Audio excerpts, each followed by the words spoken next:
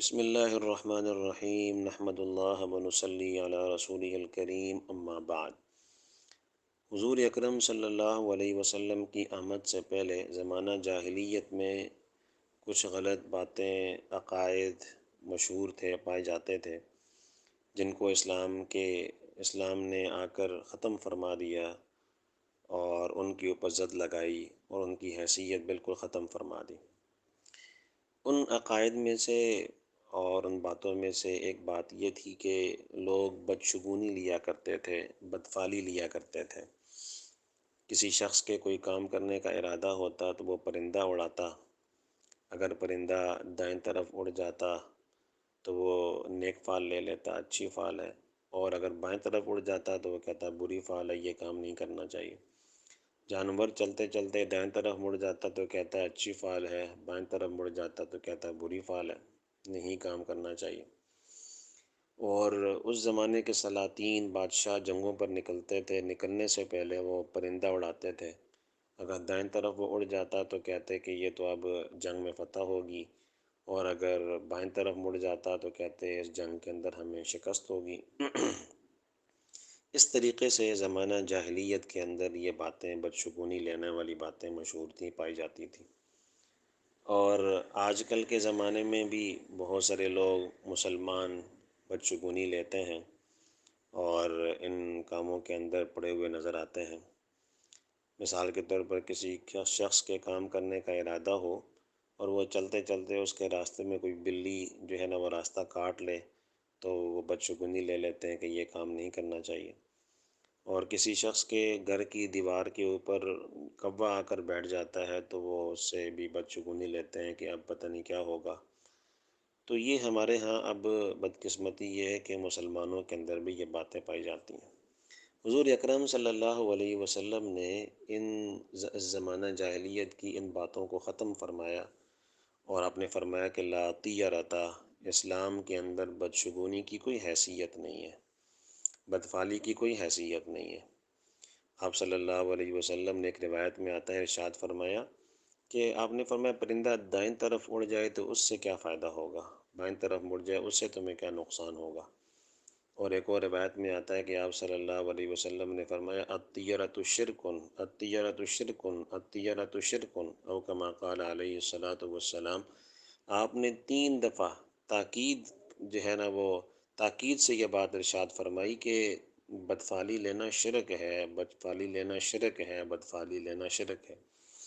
تو اس سے معلوم ہوتا ہے کہ یہ زمانہ جاہلیت کی رسم ہے، بدشگونی لینا، بدفعلی لینا، اس کا دین اسلام کے ساتھ کوئی تعلق نہیں ہے۔ کتابوں کے اندر ایک واقعہ سبق آموز لکھا ہے کہ ایک بادشاہ تھا، اس کا بدفعلی بدشگونی پر بڑا یقین تھا۔ وہ صبح اپنے فوجی دستے کے ساتھ کسی جو ہے وہ شکار پر نکلا، اور اس کی صبح صبح نظر ایک بوڑھے میاں کے اوپر پڑی جو شکل و صورت کے اعتبار سے اچھے نظر نہیں آتے تھے، لاغر تھے، کمزور فقیر آدمی تھے، اور شکل و صورت کے اعتبار سے اچھے نہیں تھے۔ تو اس نے ان کو دیکھ کر یہ کہا کہ صبح صبح آپ کے اوپر نظر پڑی ہے اور آج کا دن بڑا منحوس گزرے گا۔ اور اس نے اپنے فوجی دستے سے کہا کہ آپ نا اس کو پکڑ کے جیل میں ڈال دو، اور خود اپنے جو ہے وہ شکار پر نکل گیا۔ اللہ کا کرنا ایسا ہوا کہ اس دن اس کو خوب شکار ملا، اور خوب اچھا شکار ملا، اور بڑی تعداد کے اندر شکار ملا، زیادہ شکار ملا۔ واپس آیا اور اپنے دوستوں کے ساتھ ایک محفل میں خوش گپیوں کے اندر مصروف تھا، تو اس کو بوڑھے میاں یاد آئے کہ صبح میں نے ان کو جیل میں ڈالنے کا حکم دیا تھا، ان کو بلاؤ۔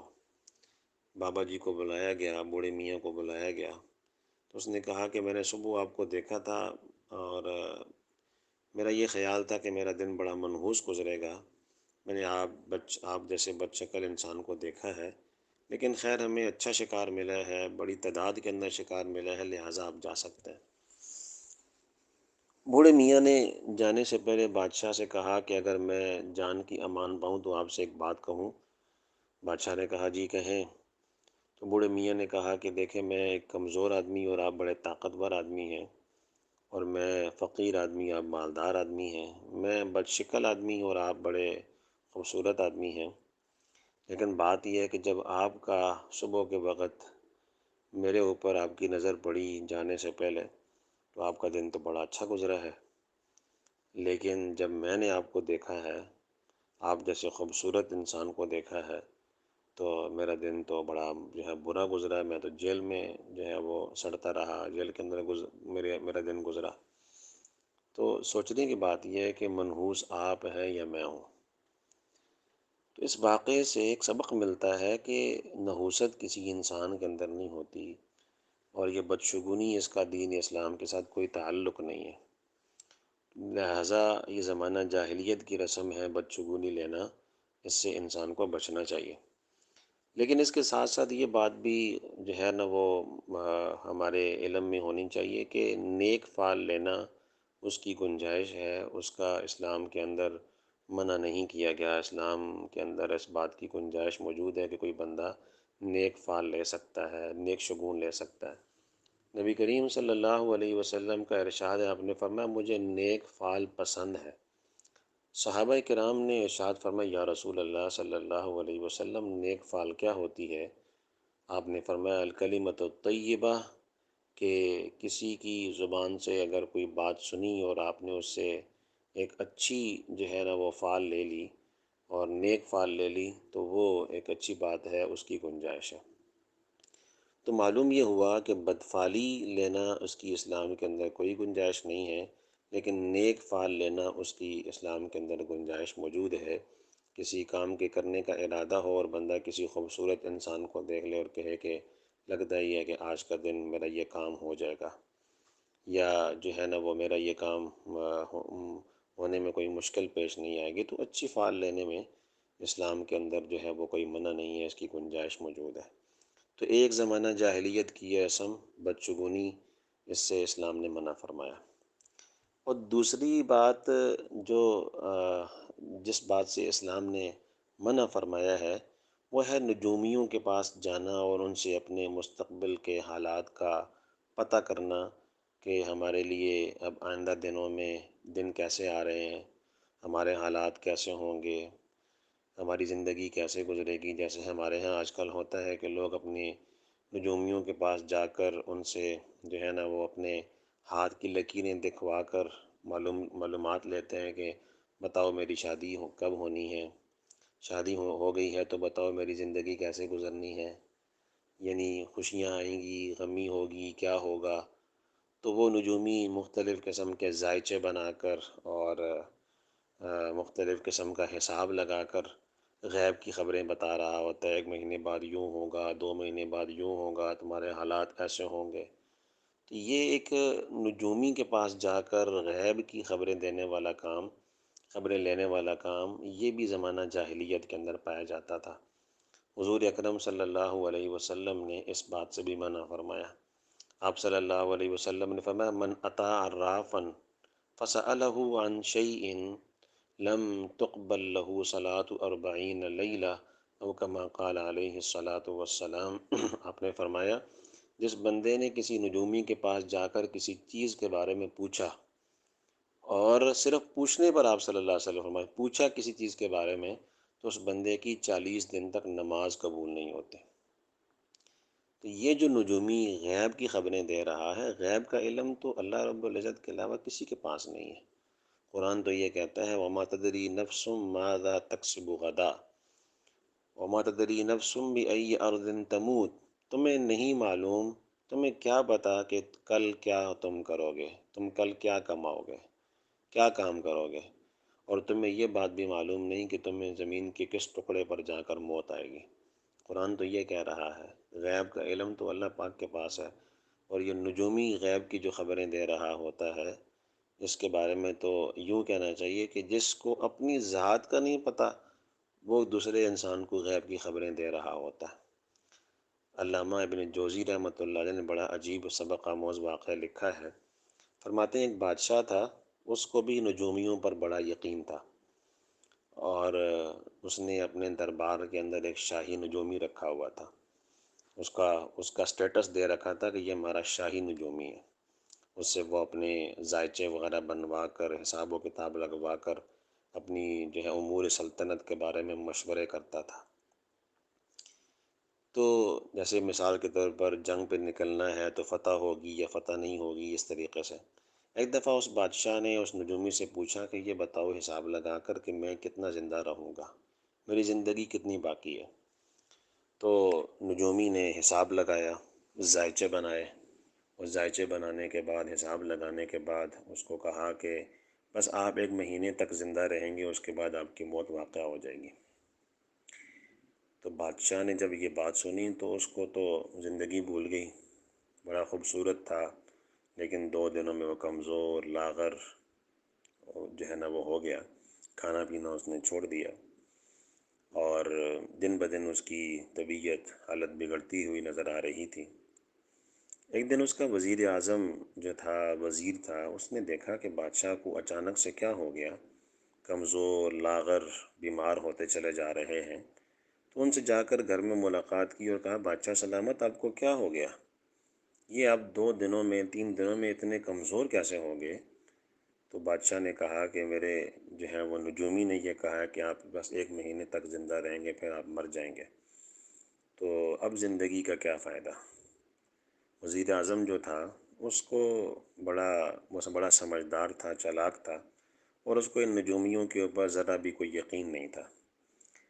تو اس نے بادشاہ سے یہ کہا کہ بادشاہ سلامت، آپ پریشان نہ ہوں، آپ بس کل ٹھیک ہو جائیں گے، آپ بس کل دربار میں آئیں اور امور سلطنت کو دیکھیں، کل آپ بالکل ٹھیک ہو جائیں گے۔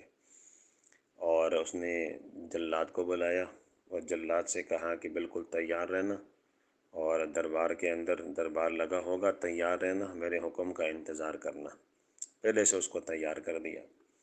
اب اگلے دن دربار لگا ہوا ہے، بادشاہ سلامت بیٹھے ہوئے ہیں، نجومی بیٹھا ہوا ہے، وزیر اعظم، باقی سب لوگ۔ وزیر نے نجومی سے یہ کہا کہ ذرا حساب لگاؤ اور یہ بتاؤ کہ میری زندگی کتنی باقی رہ گئی ہے، اپنے بارے میں پوچھا۔ تو نجومی نے حساب لگایا، ذائچہ بنایا، اور اس کے بعد وزیر اعظم صاحب سے کہا کہ آپ ابھی 50-60 سال زندہ رہیں گے۔ تو وزیر اعظم صاحب نے کہا اچھا، بہت اچھی بات ہے، اب ذرا حساب لگاؤ، ذائچہ لگاؤ، بناؤ، اور اب ذرا یہ بتاؤ کہ تم کتنا زندہ رہو گے، خود تمہاری کتنی زندگی باقی ہے۔ نجومی نے دوبارہ حساب لگایا، اور حساب لگانے کے بعد کہا کہ جی میں بھی 50-60 سال ابھی زندہ رہوں گا، بس یہ بادشاہ مرنے والے ہیں، پھر اس کے بعد آپ بادشاہ ہوں گے، پھر میں آپ کا شاہی نجومی ہوں گا۔ وزیر اعظم صاحب نے جب یہ بات سنی تو انہوں نے جلاد کو حکم دیا۔ جلاد جو پہلے ہی تیار کھڑا تھا، اس نے تلوار نکالی اور نجومی کا سر قلم کر دیا۔ بادشاہ نے جب دیکھا اچانک سے کہ یہ کیا ہو گیا تو بڑی حیرانگی ہوئی، اور حیرانگی سے پوچھا کہ وزیر اعظم صاحب یہ کیا کر دیا آپ نے؟ تو وزیر اعظم صاحب نے کہا بادشاہ سلامت، ابھی بھی آپ کو بات سمجھ میں نہیں آئی کہ جس نجومی کو اپنی زندگی کے بارے میں نہیں پتا، وہ آپ کو غیب کی خبریں بتاتے پھر رہا ہے کہ آپ 1 مہینے بعد مر جائیں گے۔ تو جب یہ بات وزیر اعظم صاحب نے کہی تو بادشاہ سلامت کی عقل ٹھکانے میں آئی کہ ہاں بات تو صحیح ہے کہ نجومی کو اپنی زندگی کے بارے میں نہیں پتہ، اور ہمیں وہ ہماری زندگی کا پتہ دیتا پھر رہا ہے۔ تو یہ جو نجومیوں کے پاس جانا ہے، مختلف قسم کے چاند رکھنا، ستارے، تمہارا کیا ستارہ ہے، تمہارا کیا ستارہ ہے، تمہارا کون سا سٹار ہے، یہ سب باتیں، ان کا دین اسلام کے ساتھ کوئی تعلق نہیں ہے۔ اسلام سیدھا سادہ جو ہے وہ مذہب ہے، اور اسلام ہمیں پورا ایک جو ہے نا وہ ہمیں پوری ایک زندگی گزارنے کا ایک وے دیتا ہے، جس کے اندر معاشرت بھی ہے، معیشت بھی ہے، عقائد بھی ہیں، عبادات بھی ہیں، لیکن ان چیزوں کے ساتھ اسلام کا کوئی تعلق نہیں ہے۔ بدشگونی لینا اور مختلف قسم کی غیب کی خبریں جاننے کے لیے نجومیوں کے پاس جانا، ان کا دین اسلام کے ساتھ کوئی تعلق نہیں ہے، جس سے ہر ایک مسلمان کو اعتراض کرنا چاہیے، بچنا چاہیے۔ اللہ پاک کی ذات سے دعا ہے اللہ تعالی ہم سب کو عمل کرنے کی توفیق عطا فرمائے۔